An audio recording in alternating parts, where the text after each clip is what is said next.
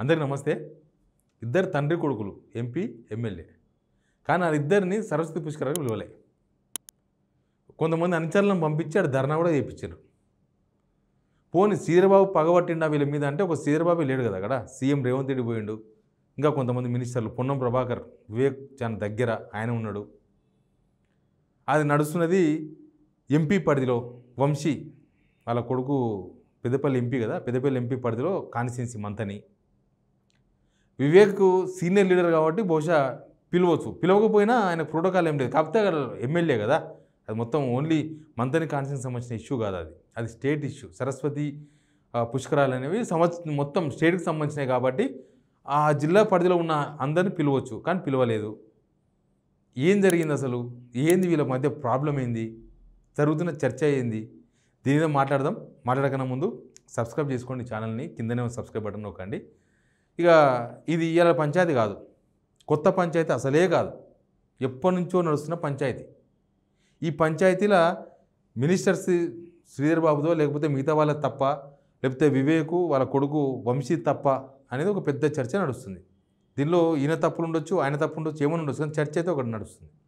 ఏంటంటే దీనిలో రాజకీయాలు మిళితమై ఉన్నాయి. ఏదో ప్రోగ్రామ్కి పిలవలేదని కాదు, పిలవాల్సిండే ప్రోటోకాల్. ఒక ఎంపీ, ఆయన కొత్తగా ఎంపీ అయ్యిండు. రాజకీయంగా పంచాయతీలు ఎన్ని ఉన్నా కూడా అదొక పెద్ద కార్యక్రమం, గవర్నమెంట్ చేస్తున్న కార్యక్రమం. అది ఖచ్చితంగా వంశీని పిలవాల్సిండే. పిలవకపోవడం 100% తప్పు. అది నేను శ్రీధర్బాబు తప్ప అని నేను అనను, ప్రభుత్వం తప్పు. మీ పార్టీ అధికార పార్టీ ఎంపీ అయినా దానికి రాకపోతే ఆయన కార్యకర్తలకు ఏం సమాధానం చెప్పుకుంటాడు?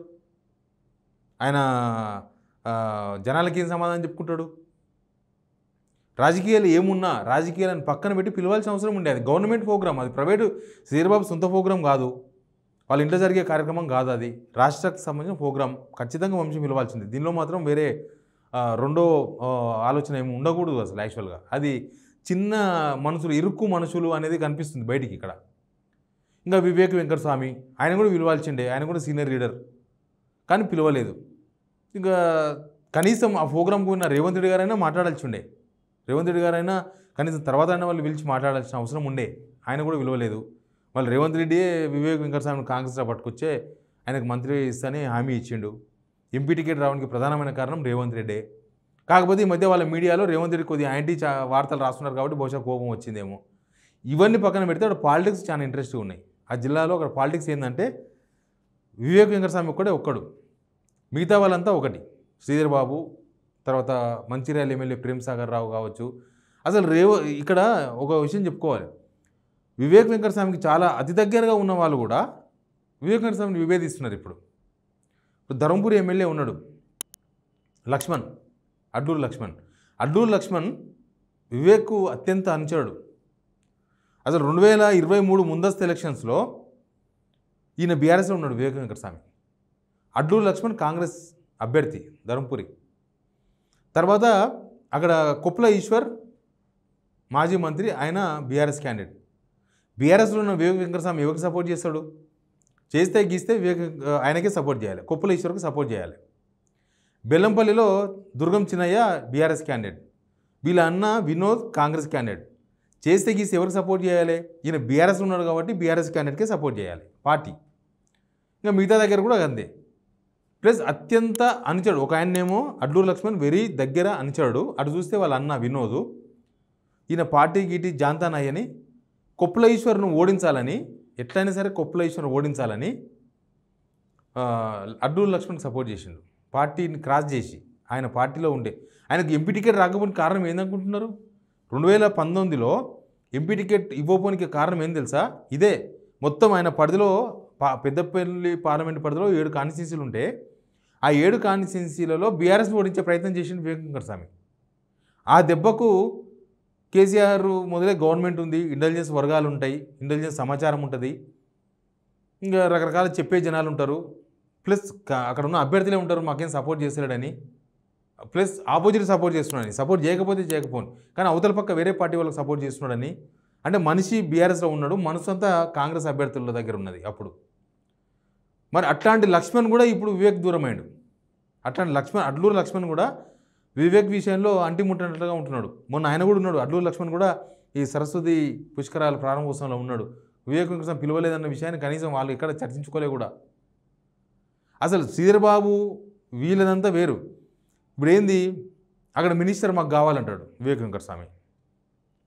వివేక్ వెంకటస్వామి మినిస్టర్ కావాలంటే వాళ్ళు ఏమంటారు, ఈయన అన్ని పార్టీలు తిరిగి వచ్చిండు, ఈయనకు ఆల్రెడీ ఇలా ఇంట్లో 3 పదవులు ఇచ్చిండ్రు, మళ్ళా ఈయనకు పదవి కావాలంటారు, మళ్ళీ మంత్రి కావాలంటారు, జిల్లా మంత్రి. ఆయనకొద్దు మంచిర్యాల ఎమ్మెల్యే ప్రేమ్సాగర్ రావుకి ఇవ్వాలని చెప్పి ఈయన అడుగుతున్నాడు, శ్రీధర్ బాబు అడుగుతున్నాడు, బట్టి విక్రమార్క వీళ్ళందరూ ప్రేమ్సాగర్ రావుకు సపోర్ట్ చేస్తున్నారు. వాళ్ళు అట్లాంటి వాళ్ళు 2000 మొన్న ఎలక్షన్స్లో 24 ఎంపీ ఎలక్షన్స్లో వాళ్ళ కొడుకుని నిలబెడితే వీళ్ళే కదా గెలిపించినప్పుడు కూడా వివేక్ వెంకటస్వామి కనీసం సరే మా కొడుకుని కూడా గెలిపించారు కాబట్టి మేము ఈ పదవి మాకు వద్దని కూడా ఓపెన్గా చెప్పొచ్చు. కానీ లేదు, ఆయన పదవి కోసం గట్టిగా ప్రయత్నాలు చేస్తున్నాడు, మినిస్టర్ పదవి కోసం. మాకు సంబంధం లేదు అవన్నీ, మినిస్టర్ పదవి కావాలంటాడు. అంతకుముందు కేసీఆర్ వాళ్ళ కుటుంబ పాలన అన్నది వివేక్ వెంకటస్వామి, కానీ ఈయన కుటుంబంలో ఇప్పుడు 3 ఉన్నారు, ఇంకొక 4వ పదవి కావాలంటున్నాడు. ఇట్లా రాజకీయంగా చాలా భేదాభిప్రాయాలు ఉన్నాయి.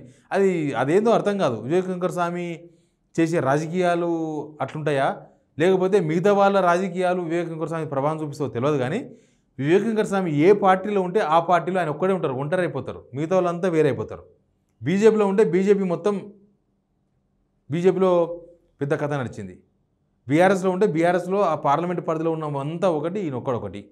ఇప్పుడు ఈడికి వస్తే మళ్ళీ ఈడ సేమ్, ఆయన కొడుకు ఒకటి, మిగతా వాళ్ళంతా ఒకటి. అసలు మినిస్టర్ మంచిర్యాలలో ఒకరోజు రీసెంట్గా ఒక 4 months back same programme, Seethakka, Sridhar Babu వీళ్ళందరూ మంచిర్యాలలో సేమ్ ప్రోగ్రామ్ ఉంది. తర్వాత చెన్నూరులో కూడా సేమ్ ప్రోగ్రామ్ ఉంది, ఉదయం మధ్యాహ్నం సాయంత్రం అట్లా. వీళ్ళు చెన్నూరుకి హ్యాండ్ ఇచ్చేసి మంచిర్యాలలో ప్రోగ్రామ్ పార్టిసిపేట్ చేశారు. ఆడనే శ్రీధర్ బాబు ప్రకటించింది, ప్రేమ్సాగర్ రావుకు త్వరలో కీలకమైన పదవి రాబోతుందని చెప్పిండు. కీలకమైన పదవి అంటే అది మంత్రి పదవే. అంటే వీళ్ళందరూ ప్రేమ్సాగర్ రావుకు మినిస్టర్ పదవి ఇప్పించాలని ప్రయత్నం చేస్తున్నారు. ఈ గొడవల మధ్యన ఆగిపోయింది అనుకోండి. ఇట్లా అసలు ఈ పాలిటిక్స్ చేయడంలో వివేక్ వెంకటస్వామి దిట్ట. ఈ పాలిటిక్స్ వాళ్ళను వీళ్ళకు పుల్లలు పెట్టడము, వాళ్ళను కూర్చోడము, ఏదేదో రకరకాల వ్యవహారాలు నడిపించడంలో ఆయన దిట్ట. ఆ విషయంలో ఆయన కొంచెం తగ్గితే ఆయనకు చాలా పాజిటివ్ పాయింట్స్ ఉంటాయి. ఆయనకు మీడియా ఛానల్ ఉంది, పైసలు ఉన్నాయి, కులం ఉంది, ఇట్లా రకరకాల ప్లస్ పాయింట్స్ ఉన్నాయి. వాళ్ళ నాన్న లెగసీ ఉంది, కాకా లెగసీ ఉంది, పెద్దపల్లి ఎంపీకి 5 సార్లు ఎంపీకి గెలిచిన ఆయన, ఇవన్నీ ఉన్నాయి. కానీ అవన్నీ పక్కన పెట్టి ఈ వేరే పనులు చేయడంతో మిగతా వాళ్ళందరూ కూడా అసలు శ్రీధర్బాబును ఆయన ఛానల్లో ఒక 10 years బ్లాక్ చేసి పడేసినారు. ఆయన ముఖం కూడా కనబడదు, అట్లా చేసిండ్రు. శ్రీధర్బాబు ఆ కోపం అంతా మనసులో పెట్టుకొని ఇట్లా చేస్తున్నాడు. ఒకవేళ శ్రీధర్బాబు అట్లాంటి పని చేస్తే రేవంత్ రెడ్డి ఏం పని చేస్తున్నాడు? ఇట్లాంటి పుష్కరాల టైంలో రాజకీయాలు ఏమున్నా కూడా, ఇట్లాంటి చిల్లర రాజకీయాలు ఏమైనా ఉండొచ్చు, కానీ పుష్కరాలకు పిలవాల్సిన అవసరం అయితే ఉన్నది కదా. రాజకీయాలకు దీనికి ఏంటి సంబంధం? ఖచ్చితంగా పిలవాల్సి ఉండే దీనికి. ఇప్పుడు కాంగ్రెస్లో చాలా గొడవలు జరుగుతున్నాయి, మనం చూస్తూనే ఉన్నాం. కొట్టుకుంటారు, తనుకుంటున్నారు, తిట్టుకుంటున్నారు, అన్నీ జరుగుతున్నాయి. కానీ ఇదేమో సైలెంట్ వార్. ఇక్కడ జరుగుతున్న సైలెంట్ వార్. ఎవరు కొట్టుకోరు, ఎవరు తిట్టుకోరు, కనిపించినప్పుడు హాయ్ అంటారు, బాయ్ అంటారు, అన్నీ నడుస్తాయి. తీరా చూస్తే ఇది జరిగేది. దీనిలో పిలవకపోవడం శ్రీధర్బాబు తప్పు, జిల్లా మినిస్టర్గా, గవర్నమెంట్ తప్పు. ఈ రకరకాల కిరికిరులు చేసుకొని అనవసరమైన పంచాయతీ పెట్టుకోవడం వివేక్ వెంకటస్వామి తప్పు. 2 తప్పులు ఉన్నాయి. కాకపోతే ఈ ప్రోగ్రాంకి మాత్రం ఫైనల్గా పిలవాల్సి ఉండే. రాజకీయాలే, ప్రోగ్రామే. మీ సొంత పార్టీలను పిలుచుకోకపోతే ప్రతిపక్షంలో ఎట్లా పిలవరు మీరు? కనీసం సొంత పార్టీలను కూడా పిలుచుకోవాలి కదా. ఇప్పుడు ఏమైంది, ఎవరు స్పందిస్తలేరని చెప్పి కొంతమంది వివేక్ వెంకటస్వామి మొదలై ఈ మధ్య ఆయన సామాజిక వర్గం నాయకుడిగా చలామణి అయ్యేందుకు ప్రయత్నాలు చేస్తున్నారు. అంతకుముందు ఎప్పుడు పెద్దగా కులాలను పట్టించుకున్న ఆయన కాదు. ఇప్పుడు కొంతమంది పంపించి సిఎస్కో కంప్లైంట్ ఇప్పించారు, ఇంకా కొంతమంది పంపించి ఇంకెవరికో కంప్లైంట్ ఇప్పించారు, రకరకాల కంప్లైంట్లు ఇప్పించారు. అయినా సరే ప్రభుత్వం నుంచి రెస్పాన్స్ లేదు. ఇది ఇర్రెస్పాన్సిబుల్. ప్రభుత్వం బాధ్యత గల ప్రభుత్వం అయితే సొంత ఎంపీ, సొంత ఎమ్మెల్యే ఇట్లాంటి విషయాలలో రాజకీయాలను కలపడం మాత్రం 100% తప్పు. కనీసం ప్రభుత్వం స్పందించి మళ్ళా వాళ్ళని దాన్ని రివోక్ చేసే ప్రయత్నం కూడా చేయకపోవడం అనేది 2వ తప్పు. ఏం జరుగుతుందో రాజకీయాల్లో కానీ ప్రభుత్వ కార్యక్రమాలలో కూడా ఇట్లాంటి తప్పిదాలు జరుగుతున్నాయి. ఇది వాళ్ళు సొంతంగా వాళ్ళ కార్యకర్తలు కూడా సమాధానం చెప్పుకోలేని సిచ్యువేషన్ ప్రస్తుతం వివేక్ వెంకటస్వామి వాళ్ళ ఫ్యామిలీది.